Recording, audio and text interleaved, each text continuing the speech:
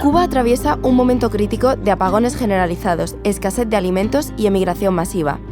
Esta situación no es nueva, pero la relación de la isla con Estados Unidos parece que atraviesa un momento sin precedentes. Trump advierte que no dudará en intervenir, y la isla se sume más en la escasez y la pobreza ante la falta de combustible. La relación entre Estados Unidos y Cuba ha estado marcada por la confrontación desde la victoria de la Revolución Cubana en 1959. Fidel Castro llegó al poder tras derrocar al dictador Fulgencio Batista e inició un proceso de nacionalización de empresas, muchas de ellas estadounidenses. Esto provocó la reacción de Washington, que impuso un embargo económico que sigue vigente hoy.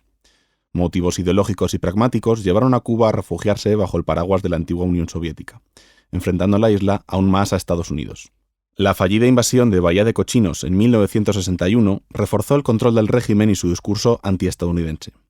Un año después, la crisis de los misiles convirtió a la isla en el epicentro de una confrontación nuclear entre las dos superpotencias. Desde la caída soviética, la situación política y económica en Cuba se ha deteriorado considerablemente. El Producto Interior Bruto cubano cayó en picado. La isla perdió a su principal comprador y a su suministrador de alimentos y combustible. Pero en este momento clave, Cuba encontró apoyo en Venezuela tras la llegada de Hugo Chávez. El comercio y relaciones diplomáticas entre Cuba y Venezuela han sido muy profundos, en un quid pro quo, donde Cuba exportaba bienes y servicios, estos últimos sobre todo médicos, a cambio de productos petrolíferos de la República Bolivariana. Por su parte, Estados Unidos trató de suavizar las relaciones durante la administración Obama, pero al regresar Trump, este se mantuvo firme en las sanciones. Incluso volvió a colocar a Cuba en la lista de estados patrocinadores del terrorismo, lo que además de imponer sanciones, restringe el movimiento entre ambos países. Hoy, la isla vuelve a enfrentarse a un escenario especialmente delicado que tomó un giro tras la intervención estadounidense Operación Resolución Absoluta en Venezuela el 3 de enero de 2026, la cual supuso la captura del líder bolivariano Nicolás Maduro. La crisis energética ha provocado apagones recurrentes y el desabastecimiento afecta a bienes y servicios básicos. A esta situación interna se suma una creciente presión externa. Trump parece listo para actuar y cambiar el rumbo del país caribeño. Soy Blanca González. Y yo, Fernando Gijón. Y esto es Conversaciones Elcano, el podcast del Real Instituto Elcano, donde analizamos cómo nos afecta lo que pasa en el mundo. En el episodio de hoy hablamos de la situación de Cuba en un escenario en el que puede abrirse una posibilidad de cambio en la isla. Conversaciones Elcano, temporada 6, episodio 12. ¿Cuba al borde del cambio?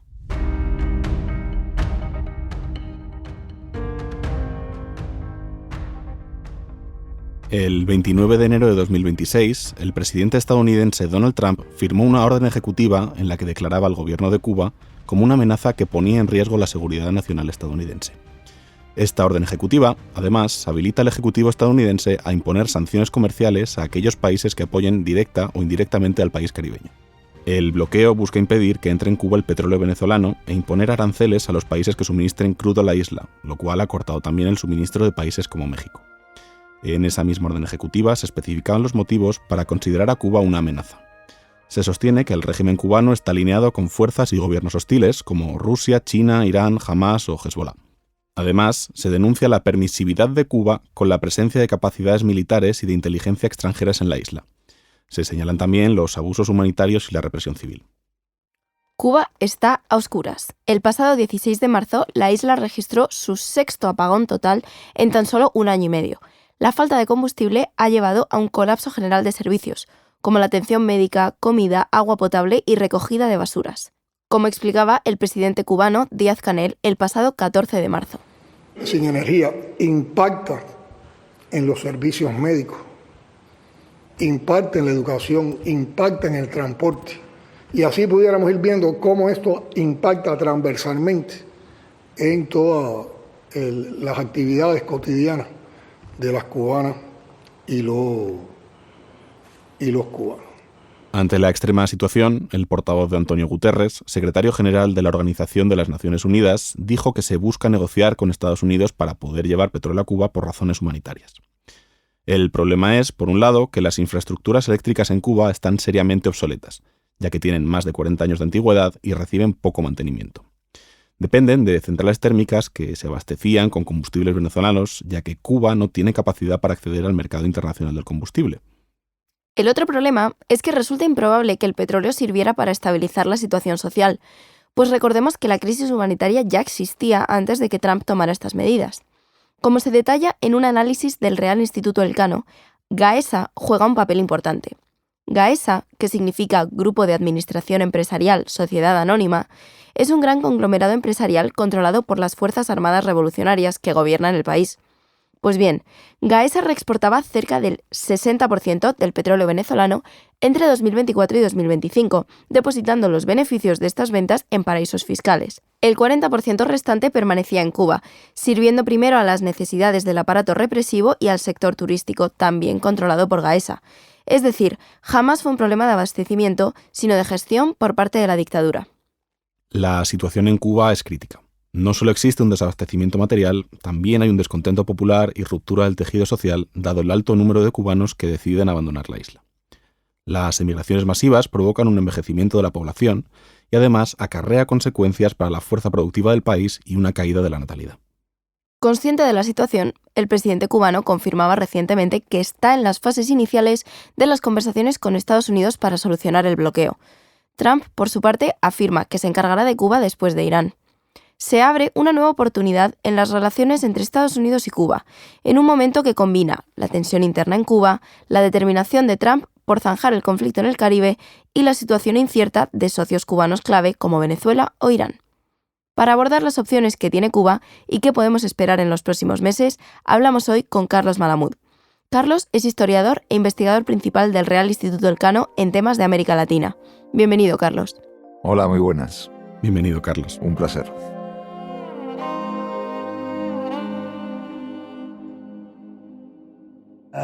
But I think Cuba's seen the end. You know, all my life I've been hearing about the United States and Cuba. When will the United States do it? I do believe I'll be having the honor of taking Cuba.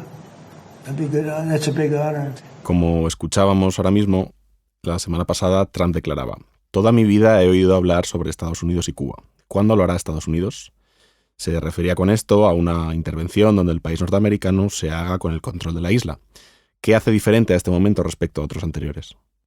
Bueno, este momento es un momento clave, es decisivo. Primero porque la situación de Cuba está al borde del abismo. Es decir, la situación de Cuba es sumamente delicada, es sumamente complicada. Atraviesa distintas crisis, una crisis económica brutal, una crisis de abastecimiento que se refleja en la vida cotidiana de la población, una crisis política, una crisis social, una crisis migratoria. Esto es el primer factor que cambia absolutamente el juego en la relación entre Estados Unidos y Cuba, que fue muy intensa desde el mismo momento en que Cuba surge a la vida independiente después de 1898. Y la segunda gran diferencia es que, por un lado, se acabó la Guerra Fría, ya no existe más la Unión Soviética, pero también se acabó el chavomadurismo en Venezuela. La relación entre la Venezuela bolivariana y Cuba ya no es más la de antes, y todo eso hace que la situación sea diametralmente diferente. Efectivamente, el fin del chavomadurismo ha supuesto un cambio en el Caribe. Te queríamos preguntar, la intervención militar de Estados Unidos que se llevó a cabo a principios de este año, ¿dirías que se hizo con Cuba en mente o ha sido más un efecto secundario? Que en el despliegue militar que llevó a la Operación Resolución Absoluta de Estados Unidos en el Caribe, Cuba haya estado en la ecuación siempre, eso es obvio. Ahora, que los responsables de diseñar esa operación hayan tenido a Cuba en primer lugar en mente, pues es complicado. Yo no creo que haya sido así. Creo que Venezuela es un problema, o era un problema para Estados Unidos per se. Las respuestas de la administración Trump a lo ocurrido en Venezuela son muy claras, inclusive desde antes de que se montara todo el despliegue naval, aéreo y militar, las cosas eran diferentes. Fue necesario diagramar todo un relato centrado en la actividad vinculada al narcotráfico y al narcoterrorismo, como se designa en el Pentágono y en la administración Trump, en relación con Maduro, todo el tema del Cartel de los Soles, todo el tema del Tren de Aragua. Es decir, se le otorgó al régimen venezolano una arista vinculada directamente con el narcotráfico, que fue lo que permitió justificar la intervención militar estadounidense en Venezuela.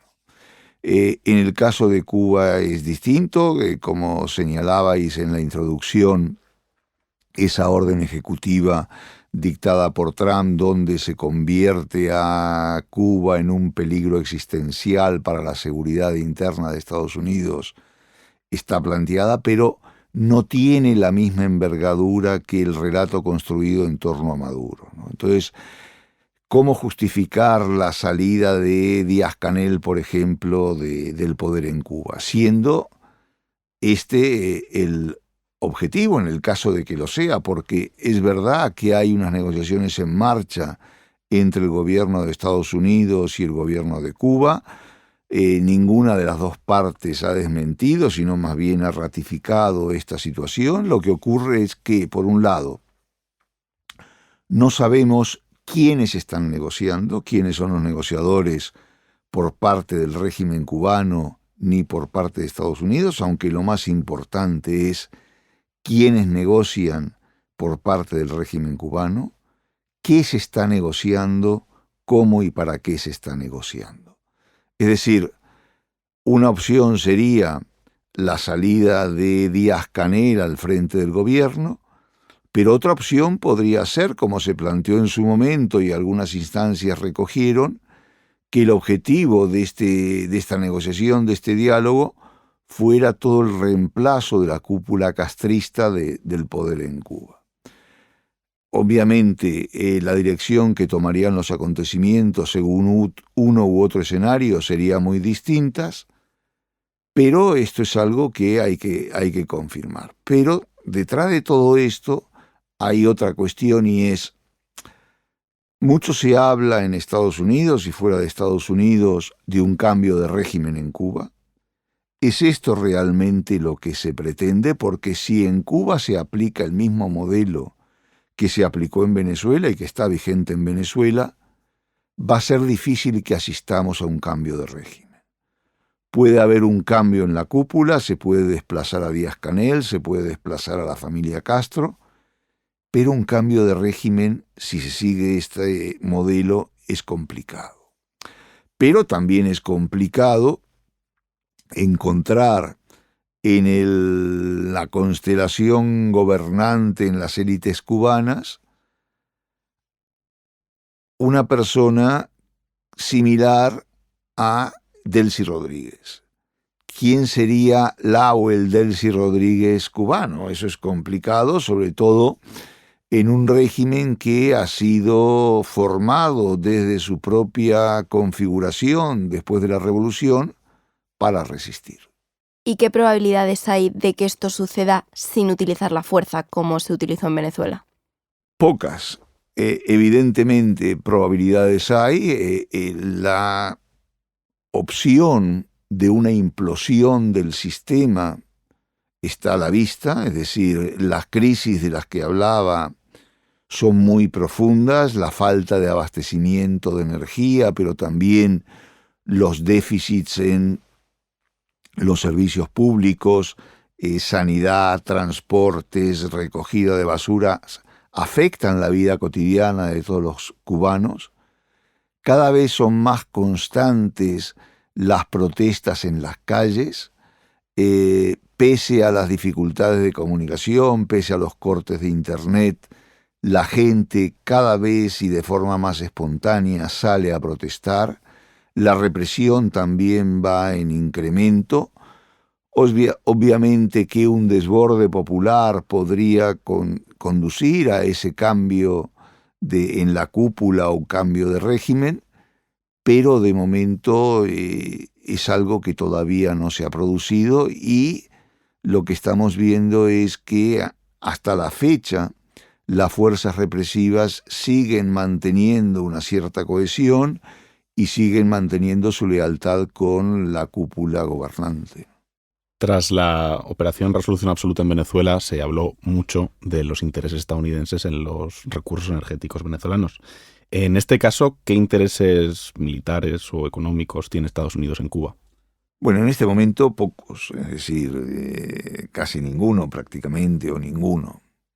Ahora, si el gran interés estratégico de Estados Unidos fuera el turismo en el Caribe, pues ahí tendríamos una explicación, pero me temo que no es así.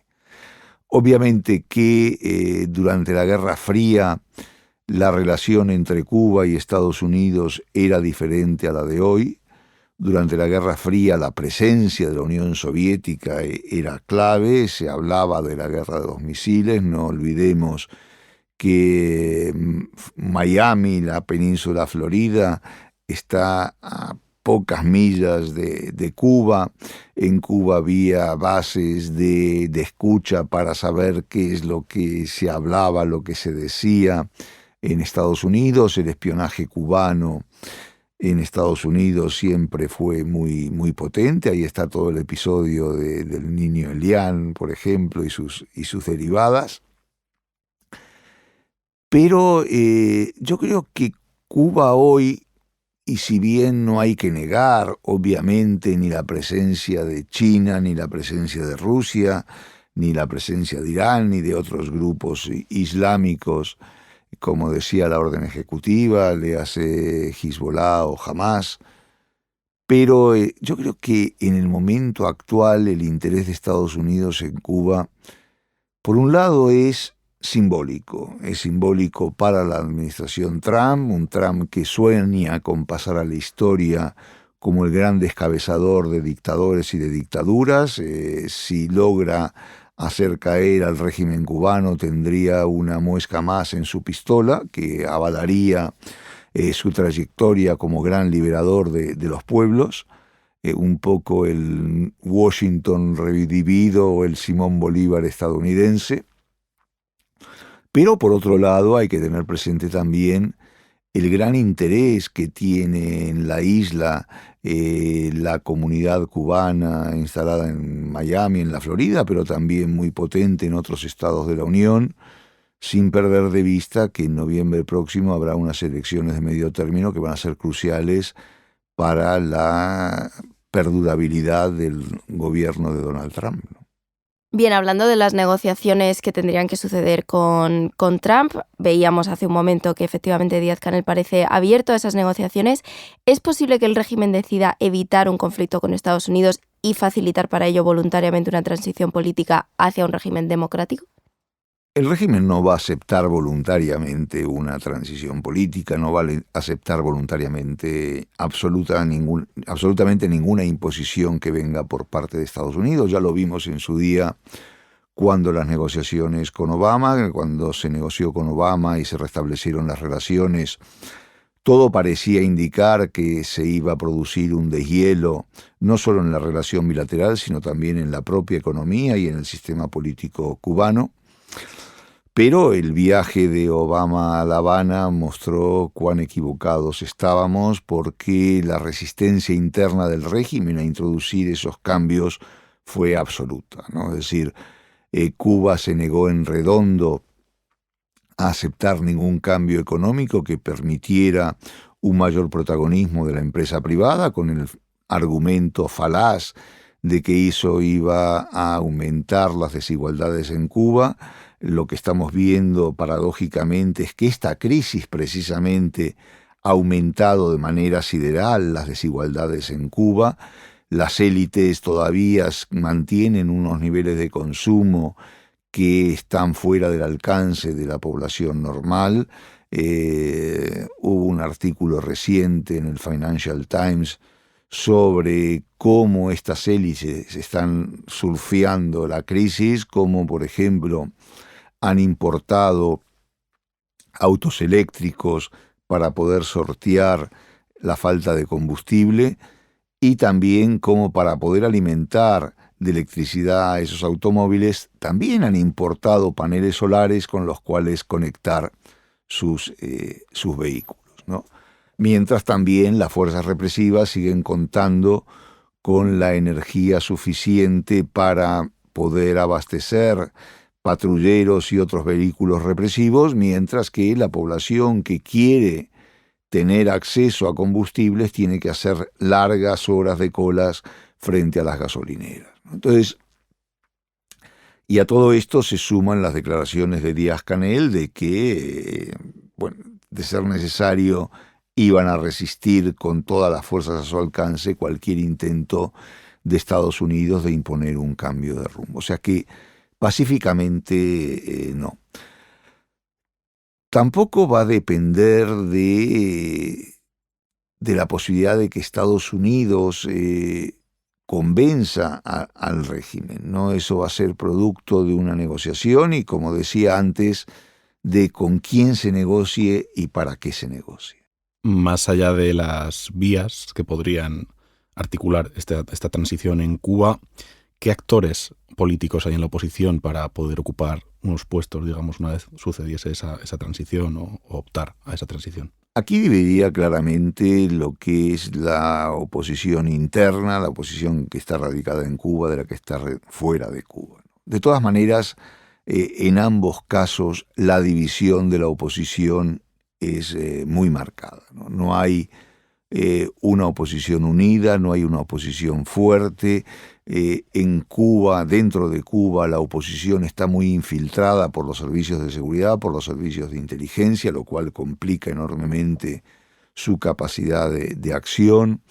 Las respuestas que se dan de momentos tan desarticuladas dependen de cuán espontáneamente se movilice la población de distintas poblaciones. Y esto complica enormemente las cosas, ¿no? Como decía Alfonso Guerra, el que se mueve no sale en las fotos, y en Cuba cualquier opositor que haga el menor gesto público de encabezar una protesta o de marcar claramente su posición es encarcelado, es reprimido, es forzado a permanecer recluido en su vivienda, ¿no? La represión en este sentido es brutal. Entonces, los cuadros que podrían favorecer un cambio en la administración deberían proceder del exterior. Ahí también las diferencias entre los grupos existentes son marcadas, llegar a una convergencia en las posiciones, llegar a una posibilidad de que haya acuerdos sobre a quién mandar, a quién no, va a ser complicado. Trump hablaba de alguna manera de entronizar a Marco Rubio como el nuevo presidente o el virrey de Cuba, lo cual es un sueño bastante delirante, sobre todo si se tiene en cuenta que, al igual que ocurrió en Venezuela y al igual que está ocurriendo en Irán, la voluntad de la administración es no enviar tropas sobre el terreno. Y si no se envían tropas sobre el terreno, y más en el caso de Cuba, la posibilidad de condicionar una transición va a ser muy complicada. Al hilo de lo que comentabas de la población en el exilio, te queríamos preguntar qué tipo de gobierno quiere la población dentro de Cuba y la población en el exilio, y si esas demandas estarían alineadas. Bueno, lo que hay en común entre la población que vive entre los cubanos que viven dentro y fuera de Cuba es el afán de terminar con la dictadura, de terminar con largos años de ineficiencia castrista en el gobierno. Lamentablemente no hay encuestas fiables dentro de Cuba, a tal punto que, por ejemplo, el Latinobarómetro, que es una encuesta de alcance regional para América Latina, que mide el estado de la opinión pública en prácticamente todos los países de América Latina y el Caribe, no recoge datos sobre Cuba, porque es imposible que estos sean fidedignos y tengan una validez importante. Recordemos también que no hay elecciones en Cuba, o que éstas no se celebran abierta y democráticamente.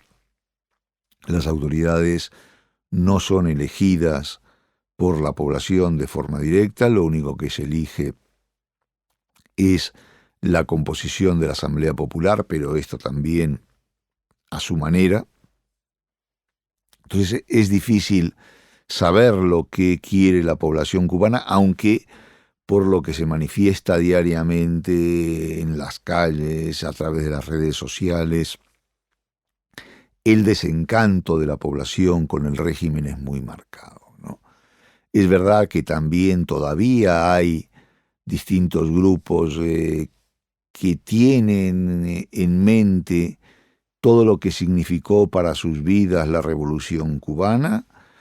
Cada vez son menos los que protagonizaron la revolución, pero hay todavía un apoyo popular que vale la pena no menospreciar hacia el régimen.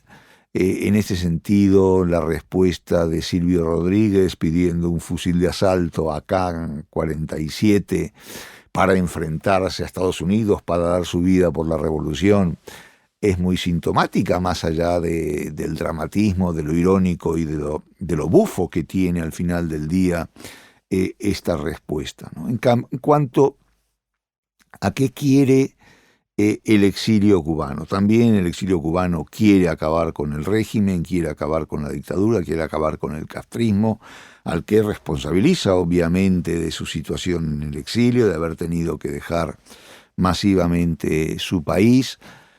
Yo creo que en líneas generales el exilio cubano en Estados Unidos, pero también en España y en otras partes del mundo, apuesta por una salida democrática, aunque no hay que olvidar que el respaldo a las posiciones MAGA dentro de la colonia cubana es muy, muy fuerte, muy importante, sobre todo en algunos sectores de Miami, y esto hace que en ese caso el respaldo a las posiciones democráticas, el respaldo a una salida que implique la creación de instituciones representativas, de instituciones liberales, sea fuerte. Es decir, que tampoco hay un amplio consenso ni dentro ni fuera de Cuba. Y ya para terminar, queríamos preguntarte, en el hipotético caso en el que se dé un cambio de régimen y una apertura de la economía cubana al mundo, ¿qué sustento podría presentar esta economía cubana después de décadas dependiendo de subvenciones y el apoyo de otros países aliados? Bueno, para comenzar, lo que diría es que en este momento, al estar Estados Unidos tan implicados en la guerra de Irán, una aventura militar sería muy complicada. Es muy difícil que en la actualidad, y estando el conflicto en el estado de irresolución en el que está, Estados Unidos decida desviar parte de su despliegue militar en el Golfo o en otras partes del mundo que son consideradas vitales hacia el Caribe para garantizar una aventura caribeña. De todas maneras, la situación económica cubana, decía, es complicada. Poner en marcha nuevamente al país va a requerir un esfuerzo brutal, va a requerir inversiones multimillonarias. Ahí la gran salida, y de esto se está especulando, se está hablando, inclusive se está negociando, y el propio Marco Rubio lo mencionó en días anteriores, es que haya una convergencia público-privada importante, es que el exilio cubano, tanto en Estados Unidos como fuera de Estados Unidos, decida invertir de forma considerable en la recuperación económica del país. Por supuesto que hay resquemores como consecuencia de las negociaciones y la apertura lograda con Obama. Se permitió que las inversiones de cubanos residentes en el exterior se restablecieran, pero cuando se volvió a endurecer la mano en Cuba, se volvió al statu quo anterior. Inclusive a algunos de los inversores se les expropiaron los negocios que habían adquirido, algunos inclusive terminaron detenidos. Es decir, hay un malestar en la colonia cubana en Miami bastante elevada. Y esto hace que hasta que no haya garantías totales o mayores sobre la posibilidad de una inversión, esta va a ser muy limitada, muy contenida. Pero de todas maneras, si esto no se produce, va a ser complicado poner a flote una economía como la cubana. Se hablaba antes, por ejemplo, de lo obsoleto que está todo el sistema de generación eléctrica. Son más de 40 años de existencia. No es tanto un problema de falta de abastecimiento de combustible, que también, no es tanto un problema del bloqueo energético, que también, no es tanto un problema del embargo de Estados Unidos durante 70 años, que también es básicamente un problema de ineficiencia. Es decir, no se hizo absolutamente nada por renovar este equipamiento, no se hizo absolutamente nada o muy poco por mantenerlo y por mantener el sistema en funcionamiento. Había otras prioridades, se habló de Gaesa, por ejemplo. La construcción en infraestructuras turísticas ha supuesto un derroche de niveles extraordinarios, mientras que la construcción de infraestructuras para el consumo público, para el bienestar de la población, eso fue postergado una y otra vez. Y es eso lo que se está reflejando en la actual crisis cubana, y es eso lo que está llevando al régimen cubano y a la propia Cuba al borde del precipicio. Muchas gracias, Carlos, por venir a explicarnos este tema que tiene muchas aristas militares, económicas y sociales, y un tema pues del que estaremos muy pendientes. Un placer. Muchas gracias, Carlos. Hasta la próxima. Conversaciones Elcano. ¿Cómo nos afecta lo que pasa en el mundo?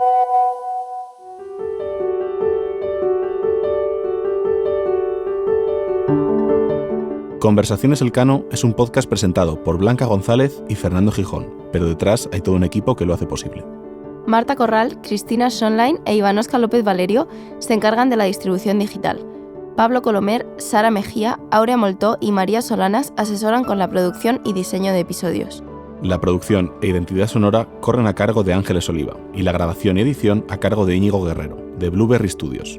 En la sección de entrevistas contamos con el equipo de investigación del Real Instituto Elcano. Puedes seguir Conversaciones Elcano en las principales plataformas de podcast. Estamos en Spotify, Apple Podcast, iVoox o YouTube, entre otras. Si quieres conocer los temas que tratamos aquí con mayor profundidad y estar al día de todas nuestras actividades, visítanos en la web del Real Instituto Elcano, realinstitutoelcano.org, o síguenos por Twitter o Blue Sky en @rielcano. Y si no quieres perderte ninguno de nuestros episodios, suscríbete a nuestro podcast.